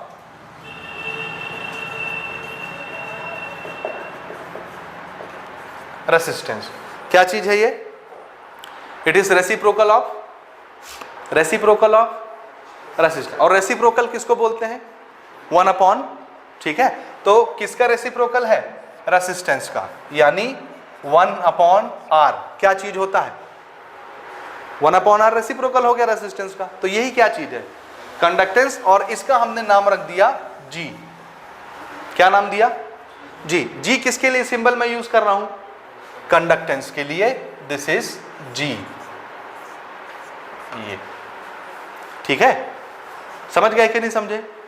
जी क्या चीज है? कंडक्टेंस। और ये क्या होता है? रेसिस्टेंस का उल्टा, रेसिप्रोकल। नाम क्या रख दिया इसका? जी। तो जी क्या बताएगा? कितनी आसानी से करंट फ्लो हो रहा है, ज्यादा फ्लो हो रहा है कि कम फ्लो हो रहा है। फ्लो करवाने वाली प्रॉपर्टी जी होती है, ठीक है। तो रेसिस्टेंस को कैसे डिफाइन किया था आपने? कैसे डिफाइन किया था? It is the property due to which it can obstruct या it can oppose the flow of electric current. तो कंडक्टेंस क्या होगा? It is the property due to which it flow the electric current very easily. कितनी आसानी से electric current को flow करवा रहा है, ये वाली गुणवत्ता क्या कहलाती है? इसकी कंडक्टिविटी कहलाती है या कंडक्टेंस कहलाता है, ठीक है। तो इसको अपन डिफाइन कैसे कर रहे हैं? चलिए इसको डिफाइन कर लेते हैं यहीं पर।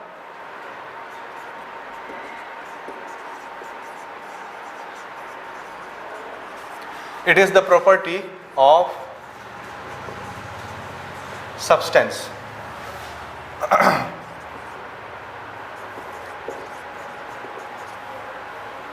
due to which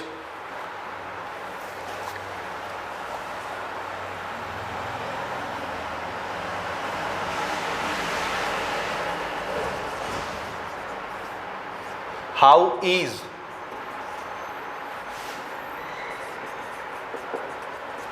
the electric current is flowing through it. It is the property of a substance due to which how is the electric current is flowing through it. समझ में आ रहा है? कितनी आसानी से इलेक्ट्रिक करंट फ्लो हो रहा है। ज्यादा फ्लो होगा तो कंडक्टेंस ज्यादा, कम फ्लो होगा तो कंडक्टेंस कम। और ये होता क्या है? रेसिप्रोकल ऑफ रेसिस्टेंस, ठीक है ना। Reciprocal of resistance. अच्छा, आर क्या चीज था? इसको थोड़ा सा और इलाबोरेट कर रहे हैं ना। आर क्या चीज था? रो एल अपॉन ए। रेसिस्टेंस का क्या फॉर्मूला बनाया था? रो एल अपॉन ए। तो हमने आर को यहां रख दिया। देखिए क्या ना, आर मतलब रो एल अपॉन ए ऊपर आ गया, ये, ठीक है। बना ये, दिस इज जी, ठीक है। बन गया, बना ना, बना ये बन गया, ठीक है।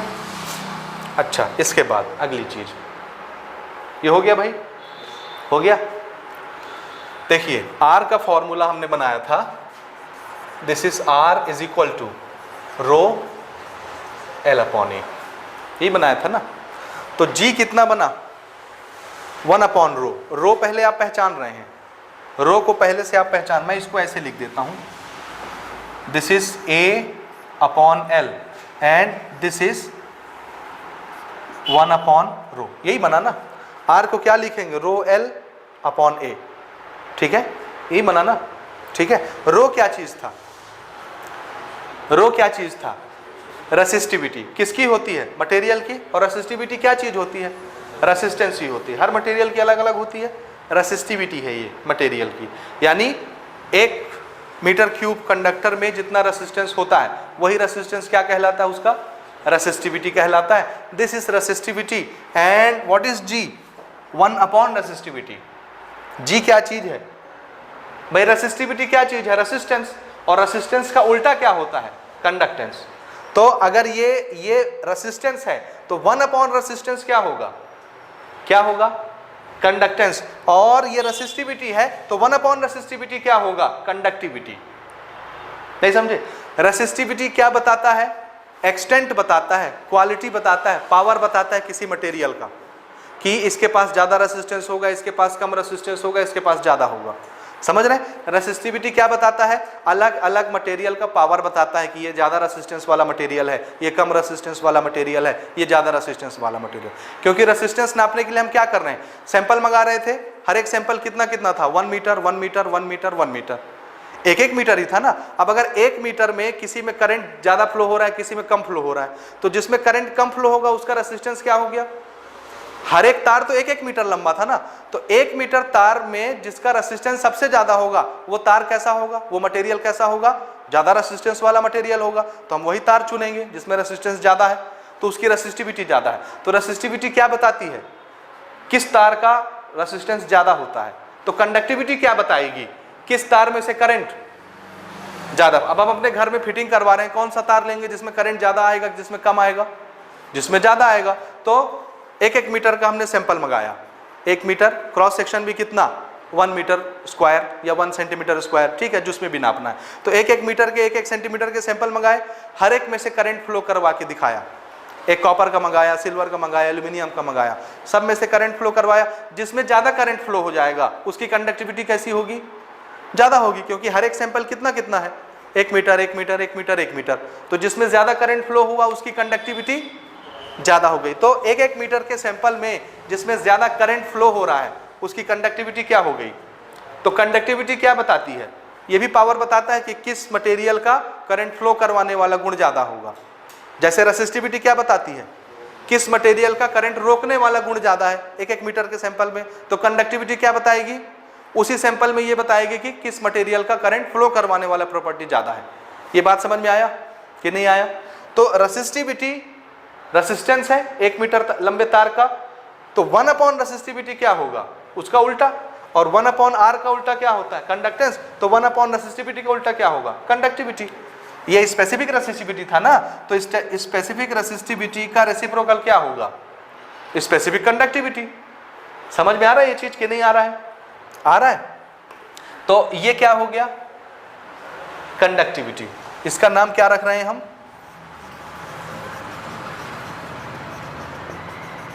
कंडक्टिविटी। तो कंडक्टिविटी क्या चीज है? It is reciprocal of resistivity. Conductivity क्या होती है? बोलिए बोलिए। जैसे कंडक्टेंस क्या होता है? किसका रेसिप्रोकल? रेसिस्टेंस का रेसिप्रोकल कंडक्टेंस। तो रेसिस्टिविटी का रेसिप्रोकल कंडक्ट। ये कंडक्टिविटी नहीं है, ये तो कंडक्टेंस ही है। 1 रेसिस्टिविटी क्या चीज होगा? ये क्या चीज है? ये कंडक्टिविटी है। और कंडक्टिविटी के लिए हमने सिंबल बनाया, देखिए, दिस इज 1 रेसिस्टिविटी, ठीक है। तो ये क्या बन गया? कंडक्टिविटी। और कंडक्टिविटी का हमने सिंबल बनाया कापा। क्या बोलते हैं इसको? ये के नहीं है ना, this is a Greek letter. Greek में इसको कापा बोलते हैं, कप्पा, ठीक है। ये फिजिक्स में मैं इसका सिंबल दूसरा यूज करने वाला हूं। केमिस्ट्री में मैं इसका सिंबल, कंडक्टिविटी का सिंबल क्या ले रहा हूं? कापा। के नहीं है ना, के से मिलता जुलता ग्रीक वर्ड है, ग्रीक लेटर है, जिसको कापा पढ़ते हैं। तो इसको आप कापा के नाम से याद रखिएगा। बनाएंगे के, लेकिन नाम क्या पढ़ेंगे? क्या पढ़ेंगे? कापा पढ़ेंगे, ठीक है। कटप्पा से मिलता जुलता है ये, ठीक है ना, कटप्पा, ठीक है। So what is kappa? Answer, it is reciprocal of resistivity. Resistivity कौन से गुण को दिखाती है? करंट को रोकने के गुण को। तो उसका उल्टा कौन सा गुण दिखाएगा? करंट के फ्लो करवाने के गुण को। तो कंडक्टिविटी कौन से गुण को दिखाती है? कौन सा 1 मीटर का तार ज्यादा करंट फ्लो करवा रहा है, ठीक है। ये है कंडक्टिविटी किसी भी मटेरियल की, किसी भी सॉल्यूशन की। आई बात समझ में यहां तक? तो 1/ρ को आप क्या लिख सकते हैं? यहां कापा लिख सकते हैं, के लिख सकते हैं, ठीक है। ये हो गई बात यहां तक, ठीक है ना, ठीक है। बोलिए बोलिए बोलिए। अच्छा, अब इसकी थोड़ी यूनिट की बात कर लेते हैं ना। यूनिट देखिएगा, ए जी क्या चीज है? कंडक्टेंस। तो यूनिट जी की यूनिट क्या बनेगी? What is G? 1/r। और r क्या होता है? ओम। तो ये क्या हुआ? 1/ओम। तो इसको ऊपर ले जाएंगे तो ये क्या बनेगा, पर ओम। तो कंडक्टेंस की यूनिट क्या होती है, क्या होती है, बोलो बोलो बोलो ना, पर ओम। थोड़ा मुंह खोलिए, कंडक्टेंस की यूनिट क्या होती है, पर ओम। और पर ओम का एक नाम और हमने रखा, ठीक है, इसी को बोलेंगे अपन साइमन। क्या बोलेंगे, साइमन। और इसके लिए सिंबल अपन यूज करेंगे capital S, Simon. What is Simon, पर ओम, 1 ओम इज साइमन, इसकी जगह साइमन यूज करेंगे, ठीक है। कंडक्टेंस की यूनिट है ये पर ओम यानी साइमन। एसआई में कंडक्टेंस की यूनिट अपन क्या यूज करेंगे, साइमन यूज करेंगे एसआई में, ठीक है ना। आप चाहें तो साइमन को पर ओम लिख लीजिए, ठीक है ना, साइमन भी यूज करते हैं, ओम भी, पर ओम भी यूज कर लेंगे, ठीक बात। यहां तक हो गया, हो गया कि नहीं, ठीक है। ये जी की यूनिट आई, ठीक बात। अच्छा, अब यहां पर आइए थोड़ा सा ना, यहां पर भी आप इसकी वैल्यू रखेंगे तो आएगा पर ओम। जैसे रेसिस्टिविटी की यूनिट क्या बनाए थे, ओम मीटर या ओम सेंटीमीटर, तो ओम मीटर, ये भी मीटर, तो ओम मीटर स्क्वायर हुआ, ये मीटर स्क्वायर, तो मीटर मीटर स्क्वायर कैंसिल हो गया, पर ओम बचा, वही चीज आया। अच्छा, इसको देखिए, व्हाट इज कंडक्टिविटी, तो कंडक्टिविटी क्या होगा, it is reciprocal of resistivity. Resistivity हम डिफाइन कर चुके हैं। अगर मैं रेसिस्टिविटी की वैल्यू यहाँ पुट करूँ, ध्यान से देखिएगा ना, kappa is equal to 1 what is resistivity, क्या होगा, वहां से रेसिस्टिविटी की वैल्यू बोलिए RA बाई एल। सो इसको रेसिस्टिविटी की जगह मैंने क्या रखा, RA बाई एल, हुआ हुआ। तो कापा क्या हो गया, L अपॉन RA होगा, पक्का। तो इसकी यूनिट क्या बनेगी, ठीक है ना। देखिए यूनिट बनाते हैं इसका, ये फॉर्मूला है भाई, और ये आगे बहुत यूज हो रहा है न्यूमेरिकल में। ये फॉर्मूला, ये फॉर्मूला, ये फॉर्मूला, ये फॉर्मूला, हर एक फॉर्मूला यूज होगा। आपको बेसिक चीज याद रखना है, बेसिक, ठीक है। सो कापा पे आते हैं पहले जल्दी से, चलो इसको खत्म करते हैं, टॉपिक लंबा हो रहा है लेक्चर, ठीक है। Kappa L upon RA, unit बोलिए, L की यूनिट क्या होगी, क्या होगी, metre, this is metre.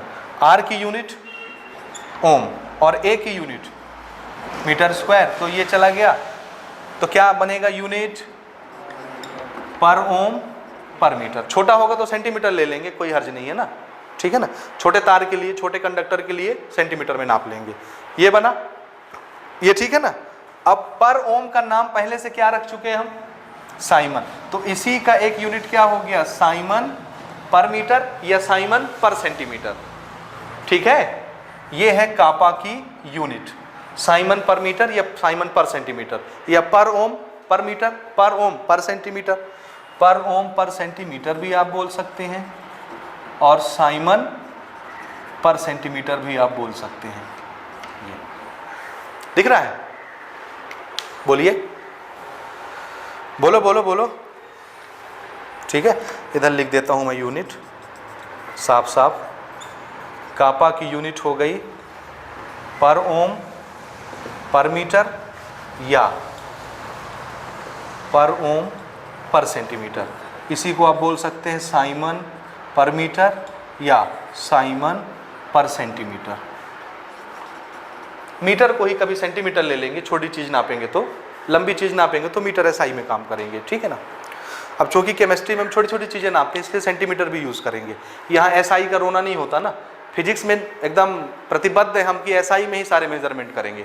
Chemistry में ऐसा कोई नियम नहीं है, हम दूसरे चीज़ों में भी नाप सकते हैं। तो ये यूनिट किसकी हो गई, किसकी हो गई, कंडक्टिविटी की। इसी को स्पेसिफिक कंडक्टिविटी भी बोलते हैं, है ना, ठीक है ना। अब व्हाट इज स्पेसिफिक कंडक्टिविटी, अगर डिफाइन करना है तो कैसे करेंगे, तो स्पेसिफिक रेसिस्टेंस क्या था, रेसिस्टिविटी क्या चीज थी, 1 मीटर क्यूब कंडक्टर जितना रेसिस्टेंस ऑफर करेगा वही क्या है, रेसिस्टिविटी। तो 1 मीटर क्यूब कंडक्टर जितना करंट को अलाउ करेगा जितनी आसानी से, वही क्या होगा, क्या होगा, क्या होगा, conductivity. So conductance offered by 1 metre cube of any conductor is specific conductivity. Note कर लें, नोट कर लें, नोट कर लें, कहीं पर, यहीं पर मैं लिख देता हूं, ऊपर में आप लिख लीजिएगा। Conductance offered by 1 centimetre cube या 1 metre cube of any conductor. ठीक है ना, कंडक्टर लिख देने से दोनों बातें पूरी हो गई ना, मेटालिक कंडक्टर भी और electrolytic conductor. Conductance offered by 1 centimetre cube या 1 metre cube of any conductor is क्या, कंडक्टिविटी या स्पेसिफिक कंडक्टेंस, इसी को बोल देंगे स्पेसिफिक कंडक्टेंस या कंडक्टिविटी, एक ही चीज है। ठीक है ना, 1 मीटर क्यूब का कंडक्टर, चाहे वो मेटल कंडक्टर हो चाहे वो सॉल्यूशन हो, 1 मीटर क्यूब समझ रहे हो ना, 1 मीटर क्यूब या 1 सेंटीमीटर क्यूब, वो जितना कंडक्टेंस ऑफर कर रहा है करंट के रास्ते में, यानी करंट को कितना फ्लो करा रहा है, कंडक्टेंस, वही क्या कहलाएगा उसका। अब ये कंडक्टेंस नापेंगे कैसे आप, कंडक्टेंस नहीं नाप सकते हम ना, हम क्या नाप सकते हैं, रेसिस्टेंस। हम क्या नाप सकते हैं, तो 1 मीटर लंबा तार लिया, क्या करना है, 1 मीटर लंबा तार लेना है और इसका क्या नाप लेना है, कैसे नापेंगे इसका रेसिस्टेंस। 2 तरीके हो गए नापने के। पहला तरीका क्या है, पोटेंशियल डिफरेंस लगाइए, वोल्ट मीटर लगा के नाप लीजिए कितना वोल्टेज है, कितना करंट फ्लो हो रहा है, एमीटर लगा के नाप लीजिए, V/I करिए, क्या आ जाएगा, इसका रेसिस्टेंस आ गया। अब आपने इसको 1 मीटर लिया है, 1 सेंटीमीटर स्क्वायर या 1 मीटर स्क्वायर क्रॉस सेक्शन लिया है, तो इसका क्या आ गया, रेसिस्टिविटी आ गई। क्या आ गई, 1 मीटर का रेसिस्टेंस ही क्या कहलाता है, रेसिस्टिविटी। तो इसका रेसिस्टेंस निकल गया। अब अगर उस रेसिस्टेंस को 1/R कर दिया तो क्या आ गया, इसका कंडक्टेंस आ गया। और वही क्या चीज है 1 मीटर के लिए, रेसिस्टिविटी हो जाएगी, कंडक्टिविटी हो जाएगी। भाई R ही क्या होता है 1 मीटर का, रो, रेसिस्टिविटी। तो 1/R और 1/ρ एक ही बात हो गए ना। तो यही क्या चीज है, कंडक्टेंस, और यही क्या चीज है, कंडक्टिविटी। आई बात समझ, ये तो ये 2 चीजें समझ में आई यहां पर।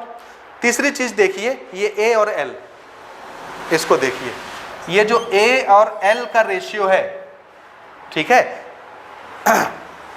A और L, ठीक है, इसको थोड़ा सा उल्टा करेंगे। हम रेशियो कौन सी बात कर रहे हैं, L/A, length per unit area. क्या बात कर रहे हैं, लेंथ पर यूनिट एरिया। कहीं दिख रहा है, ये दिख रहा है, देखिए A, ये लेंथ पर यूनिट एरिया, ये कहलाता है सेल कांस्टेंट। क्या कहलाता है, सेल कांस्टेंट। तो ये आगे न्यूमेरिकल में यूज होगा, दिस इज ए कांस्टेंट। हर सेल के लिए अपना कुछ कांस्टेंट होता है, यानी सेल के नंबर कुछ फिक्स होते हैं, उसको सेल कांस्टेंट बोलते हैं। और ये बदलेगा नहीं, क्योंकि बैटरी जब आप बनाओगे तो बैटरी का लेंथ तो कभी चेंज नहीं होगा, बैटरी का क्रॉस सेक्शन एरिया कभी चेंज नहीं होगा। तो ये भी कांस्टेंट, ये भी कांस्टेंट, दोनों कांस्टेंट का रेशियो भी क्या आएगा, कांस्टेंट। इसीलिए इसको क्या बोलते हैं, सेल कांस्टेंट। भाई सेल का, बैटरी का लेंथ भी एक रहेगा, एरिया भी कांस्टेंट रहेगा, तो constant divided by constant, constant. और इसका हमने इस रेशियो का नाम क्या दे दिया, सेल कांस्टेंट। तो एक यूनिट बनाइए यहाँ पर, सेल कांस्टेंट।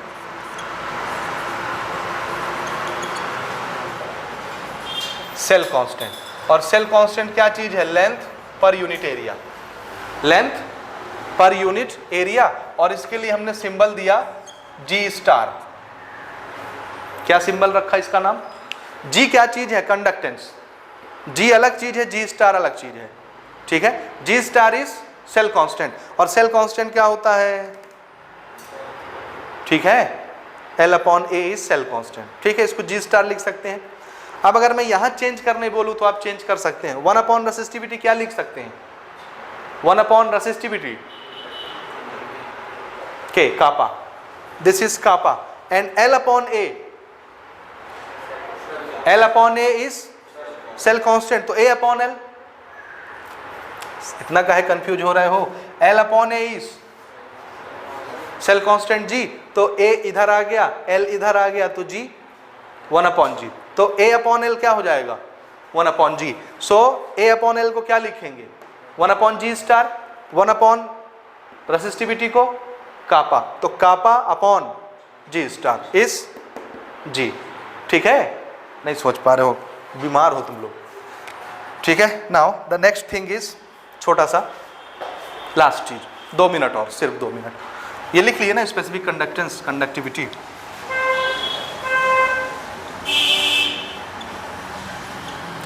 ठीक है, अगली चीज देखिए ना, व्हाट इज रिलेशन बिटवीन, ध्यान से देखिए, ये फॉर्मूला भी अपन यूज कर रहे हैं,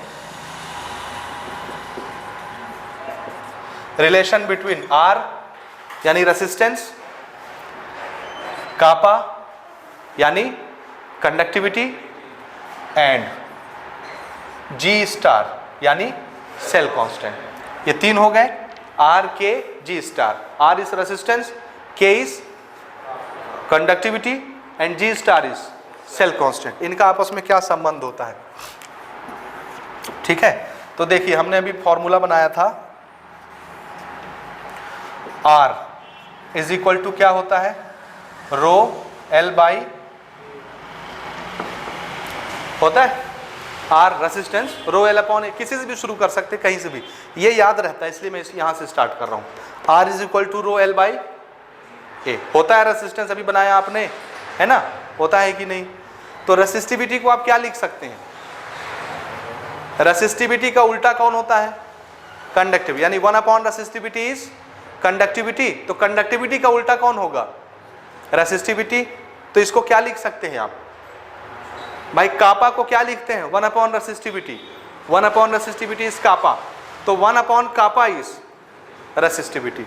ठीक है, देखिए 1 upon resistivity is kappa, so 1 upon kappa is resistivity. तो रेसिस्टिविटी को क्या लिख दूं मैं, 1 upon K, this is 1 upon K, this is L by A, and what is L by A, ये क्या चीज होगा, सेल कांस्टेंट। सेल कांस्टेंट को क्या लिखेंगे,